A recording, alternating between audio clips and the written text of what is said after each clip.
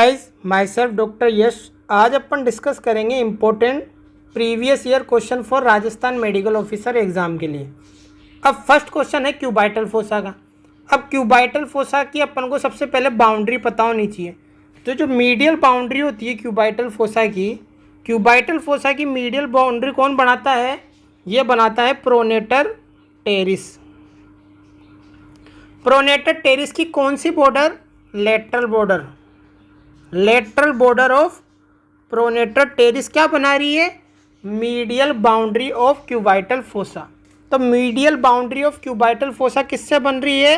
Lateral border of pronator teres. और जो lateral boundary होती है क्यूबाइटल फोसा की, वो किससे बनती है? ब्रेकियो रेडियलिस से। ब्रेकियो रेडियलिस से बनती है lateral boundary of cubital fossa. और ब्रेकियो रेडियलिस का कौन सा पार्ट? Medial border. समझ में आ गया? तो दोबारा देखेंगे। Medial boundary of cubital fossa बन रही है प्रोनेटर टेरिस से। प्रोनेटर टेरिस का कौन सा part? Lateral border of pronator terrace. Lateral boundary of cubital fossa किससे बन रही है? ब्रेकियो रेडियलिस से। ब्रेकियो रेडियलिस का कौन सा part? Medial border of brachioradialis. अब इसको डायग्राम से भी समझ सकते हैं। जैसे ये हो गई मीडियल साइड, ये हो गई लेटरल साइड। तो मीडियल बाउंड्री किससे बन रही है? मीडियल बाउंड्री बन रही है प्रोनेटर टेरिस की लेटरल बॉर्डर से। क्योंकि ये वाली बॉर्डर कौन सी हो गई प्रोनेटर टेरिस की? ये वाली बॉर्डर हो गई लेटरल बॉर्डर, क्योंकि ये लेटरल साइड में है। और ये वाली बॉर्डर कौन सी हो गई प्रोनेटर टेरिस की? Medial border.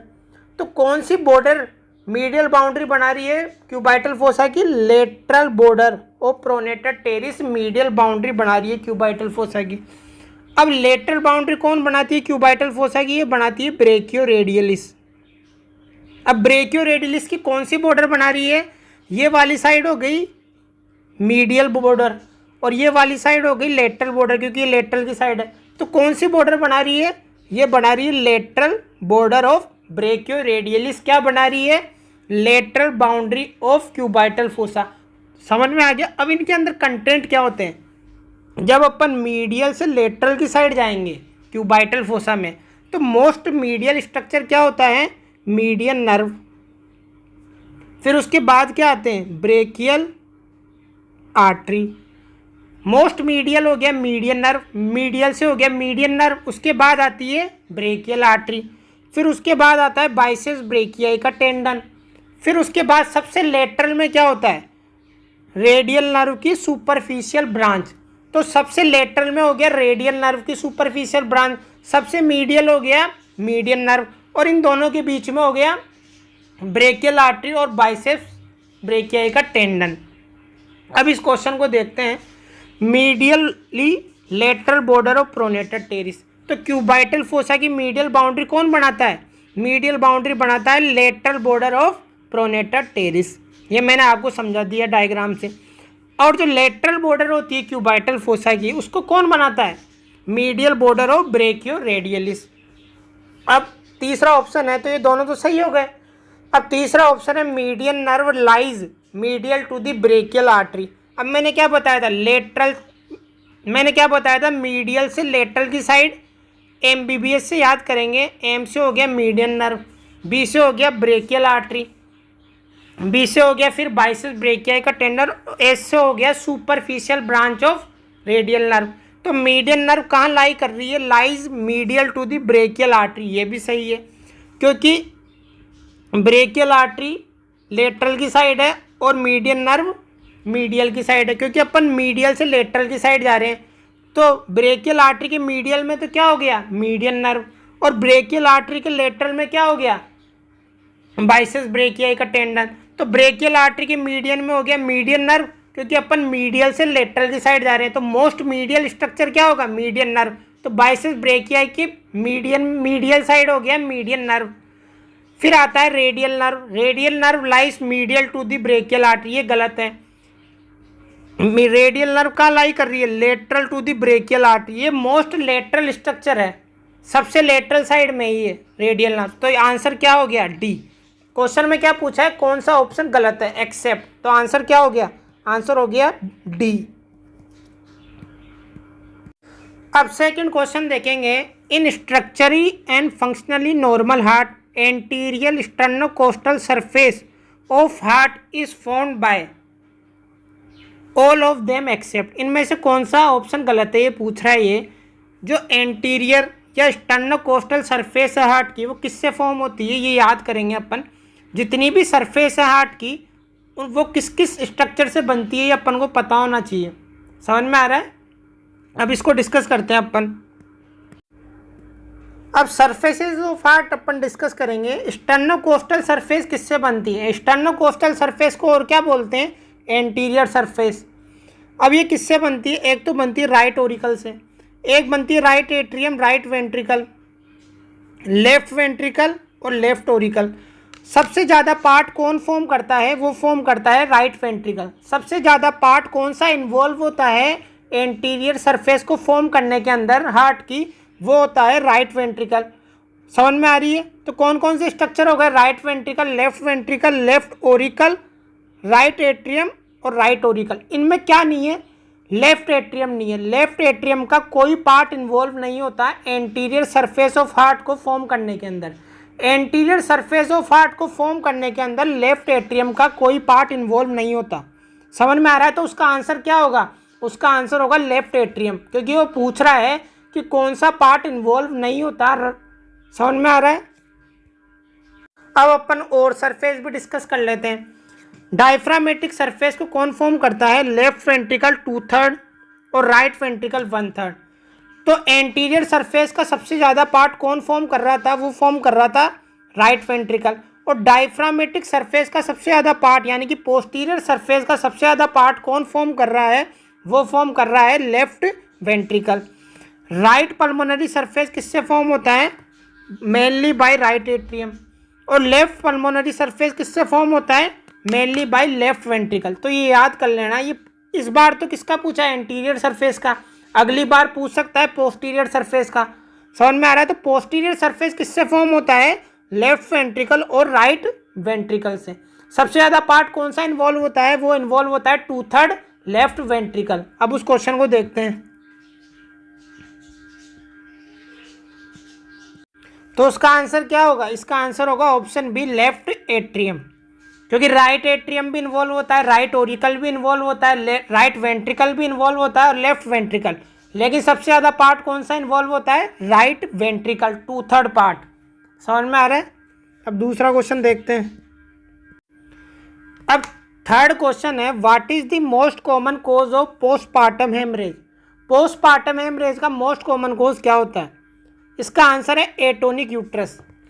Atonic uterus is the most common cause of postpartum haemorrhage. उसके बाद क्या होता है? एटोनिक यूट्रस के बाद ट्रोमा। तो सबसे पहले दिमाग में क्या आना चाहिए? Atonic uterus. और उसके बाद क्या आना चाहिए? ट्रोमा। अगर कोई भी पोस्टपार्टम हेमरेज का पेशेंट आता है आपके पास, तो सबसे पहले दिमाग में क्या आना चाहिए? Atonic uterus. और उसके बाद आना चाहिए ट्रोमा। तो इसका आंसर हो गया एटोनिक यूट्रस, ऑप्शन बी। अब ये क्वेश्चन देखो, ये बड़ा क्वेश्चन है। ए 2-year-old boy presented with episodes of becoming dusky. On examination there was a central cyanosis and clubbing present. यानी कि बच्चे में क्या है? सेंट्रल साइनोसिस भी है और क्लबिंग भी है। There was no pallor edema और रेस्पिरेटरी डिस्ट्रेस, ऐसा कुछ प्रेजेंट नहीं है। The heart was normal in size. Parasternal heave, यहाँ पे क्या सुनाई दे रही है? Parasternal heave. A systolic thrill was palpable over left sternal border. S1 was normal. S1 sound क्या है? नॉर्मल है। और जो सेकंड हार्ट साउंड है, only aortic component of S2 sound was audible. अब जो सेकंड हार्ट साउंड होती है उसके दो कंपोनेंट होते हैं, A2 और P2। दो कंपोनेंट होंगे A2 और P2। A2 का फॉर्म होता है जब एओटिक वाल्व क्लोज होता है, और पल्मोनिक वाल्व जब क्लोज होता है उससे बनता है P2। और दोनों को मिला के क्या बनती है? Second heart sound. अब इस क्वेश्चन में क्या बोल रहा है कि जो P2 साउंड है वो एब्सेंट है। अब ऐसी कौन कौन सी कंडीशन होती है जिसमें एब्सेंट P2 होता है? अब इसके कौन कौन से रीज़न होते हैं? वो होता है तो tetralogy of Fallot. Tetralogy of Fallot. उसके बाद कौन सा आंसर आएगा? Transposition of great arteries. तो दो कंडीशन याद रखना।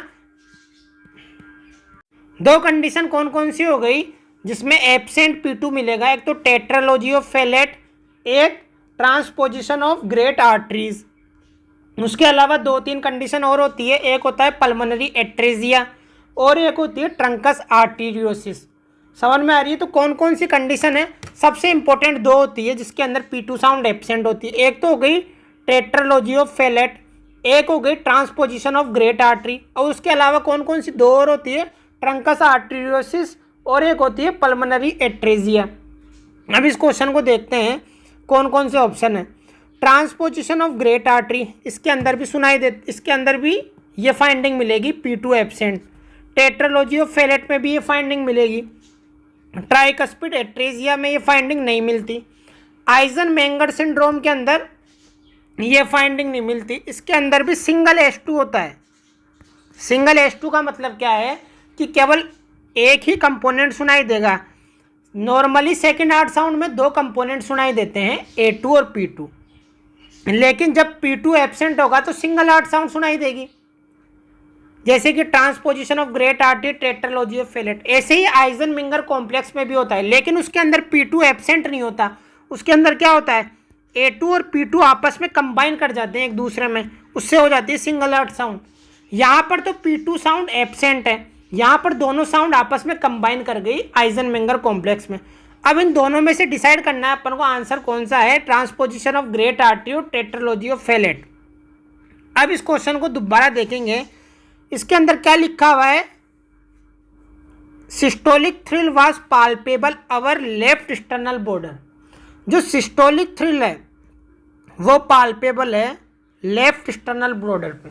अब सिस्टोलिक थ्रिल ये कब प्रेजेंट होती है? प्रेजेंट होती है राइट वेंट्रिकुलर हाइपरट्रोफी की कंडीशन में।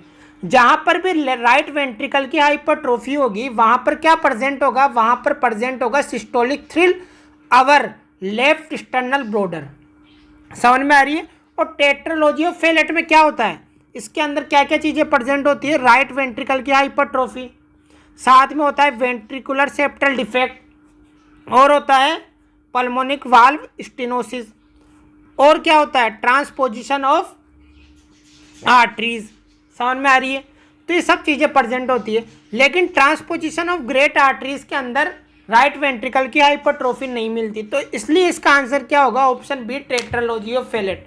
टेट्रालॉजी ऑफ फेलेट क्यों आंसर किया अपन ने? क्योंकि एक तो इसके अंदर P2 कंपोनेंट एब्सेंट होता है, जो कि ट्रांसपोजिशन ऑफ ग्रेट आर्टरीज में भी एब्सेंट होता है, लेकिन ट्रांसपोजिशन ऑफ ग्रेट आर्टरीज में राइट वेंट्रिकल की हाइपरट्रोफी नहीं होती, जो कि टेट्रालॉजी ऑफ फेलेट में होती है।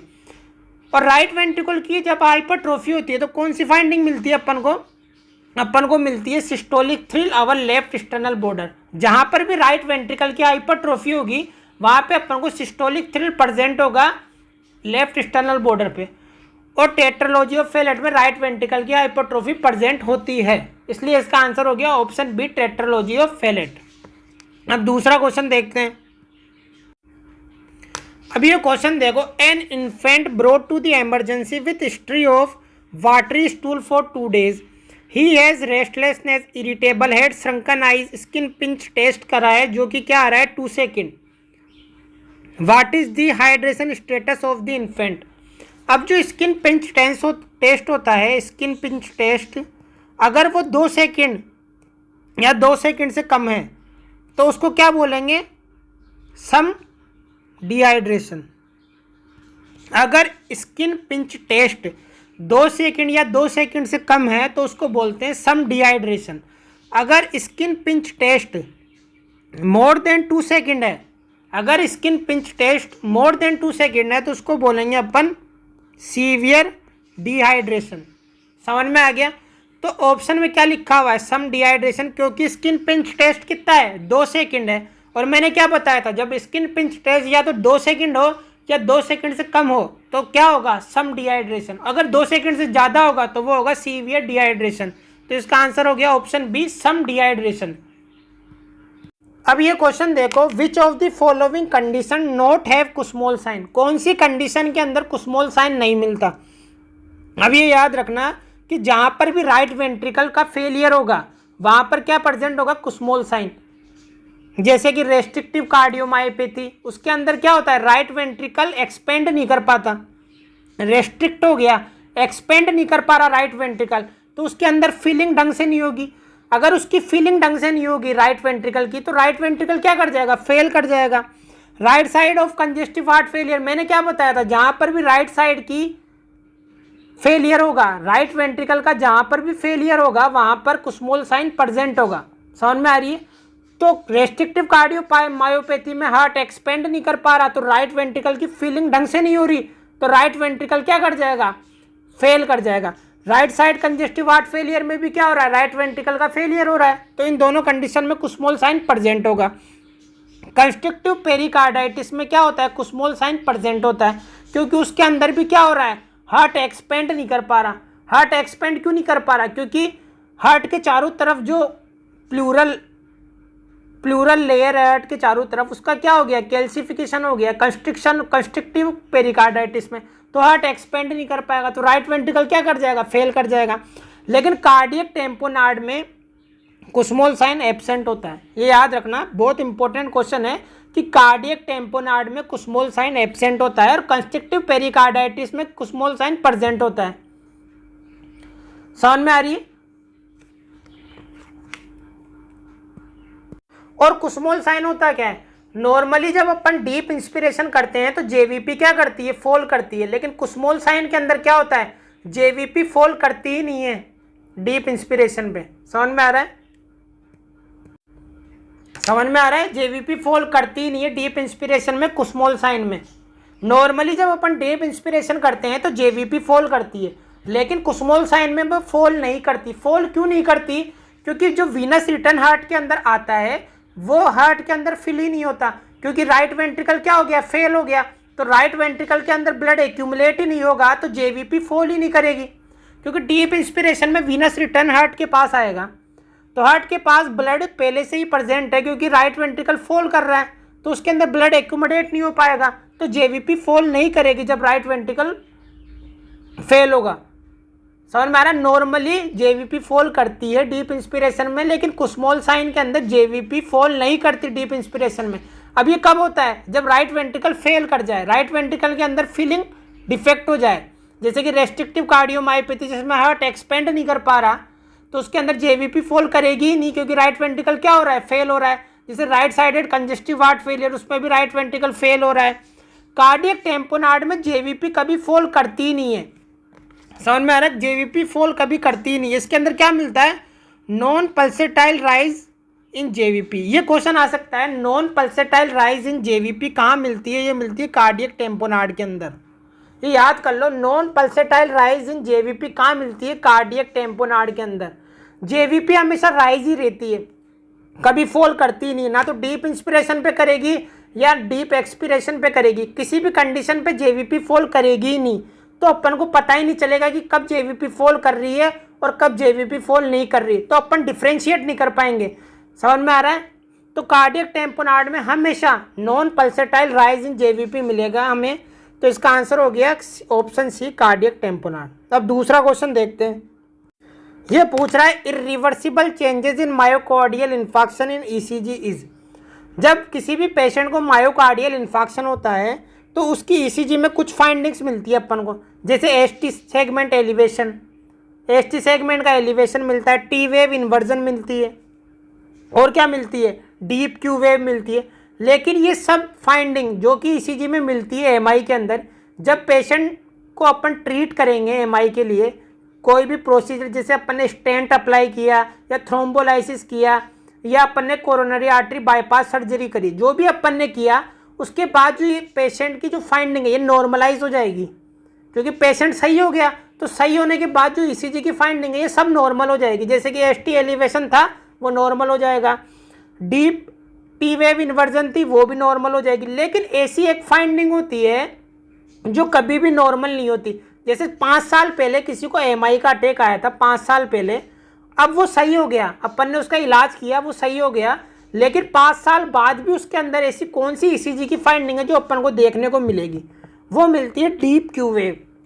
डीप क्यू वेव हमें हमेशा देखने को मिलेगी, यह हमें ये बताएगी कि पेशेंट को पहले कभी एमआई हुआ था, ये क्या बताएगी कि पेशेंट को पहले कभी एमआई हुआ था, अब वो सही हो गया, लेकिन ये शो कर रही है कि पास्ट के अंदर पेशेंट को कभी मायोकार्डियल इन्फार्क्शन हुआ था, ये कभी भी नॉर्मलाइज नहीं होती। जैसे एसटी सेगमेंट एलिवेशन नॉर्मल हो जाएगा कुछ समय के बाद, टी वेव इन्वर्जन नॉर्मल हो जाएगा, लेकिन डीप क्यू वेव नॉर्मल नहीं होती। ये क्या डिनोट करती है? ये डिनोट करती है कार्डियक मसल की डेथ को डिनोट करती है। जब भी पेशेंट को एमआई होगा तो उसकी जो कार्डियक मसल से उसकी डेथ हो जाएगी। अब जब वो डेथ होगी तो डेथ होने के बाद वो मसल कभी सही नहीं होगी, तो इस वजह से डीप क्यू वेव भी कभी सही नहीं होती। समझ में आ रहा है?